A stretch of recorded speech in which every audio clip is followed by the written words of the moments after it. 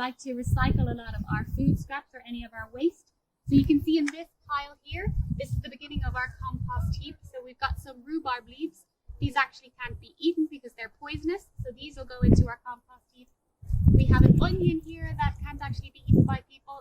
It's kind of broken down a little bit here and gone bad, so it's not going to be able to be eaten by people. So we put it into this heap here, and the bacteria and the little tiny microbes, they'll actually eat this material and break it down, and then it turns into this really rich natural material called humus, and that can be used to actually put at the base of plants to add nutrients to the soil and help the plants to grow again.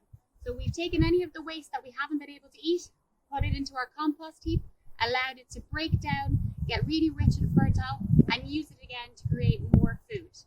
So this is one of our early stages of our compost heap, and after a number of weeks, it'll break down and turn into this kind of material. So you can see there's no leaves left behind, there's bits of stick and things like that, but you've got this kind of material which is really natural, nice and broken down.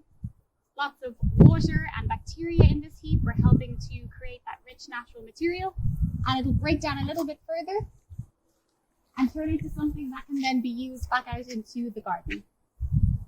So today I'm going to show you how to make your own indoor composter.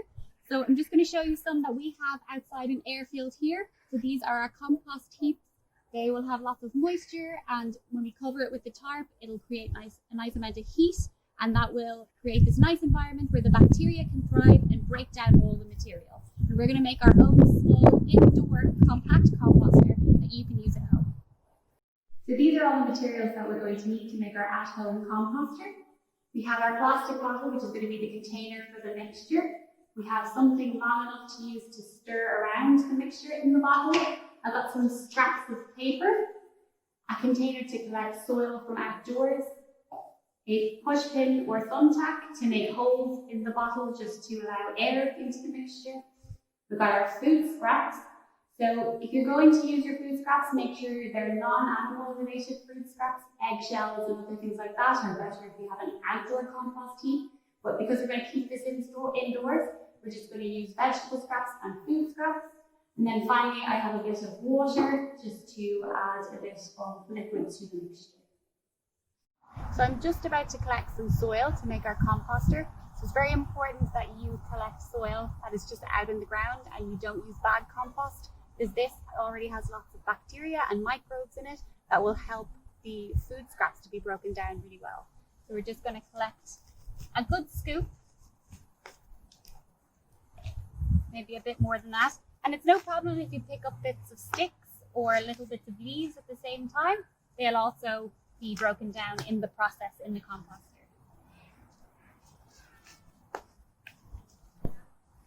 So that looks like about enough for my size bottle that I'm going to use for the composter. So we can use this to get started.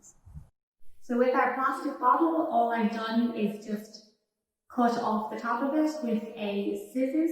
So you'll need an adult to help you with that.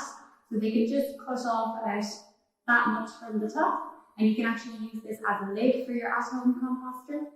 So the first thing we're going to do is we're going to put our paper scraps into the bottom of the bottle. So this will help to absorb any excess liquids or anything from the bottle. And just stick them in there.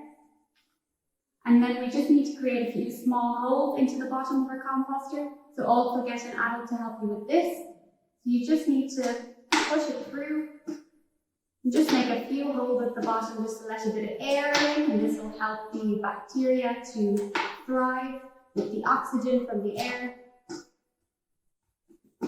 Yeah, so I just made a few holes there.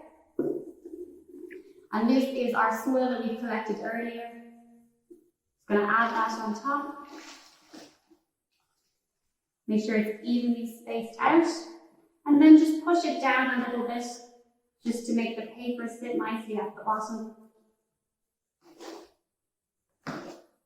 You see we've got a few leaves in there from our dirt outside. That's absolutely no problem. And now we can add our food scraps in on top. And just a small little sprinkle of water. So I recommend just kind of using your fingers just to sprinkle some in. If you have a spray bottle that you can use at home, that's also useful for the upkeep of your composter. So I'm just adding a little bit in here. And then I'm going to give it a bit of a stir, just to cover the food scraps in the soil mixture.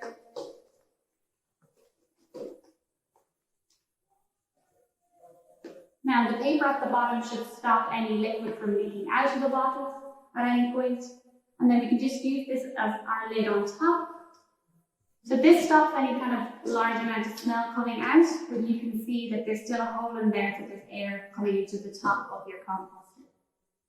So all you need to do to look after this is just keep it on a windowsill where it's going to get a bit of sunlight, and every few days you can just give it a bit of stir and add a little bit of extra water when it looks a bit dry. And if you have a clear bottle, it's the best, so you can watch how the compost is progressing along the way. And that's all you need to make your at-home composter. I look forward to hearing how you get on.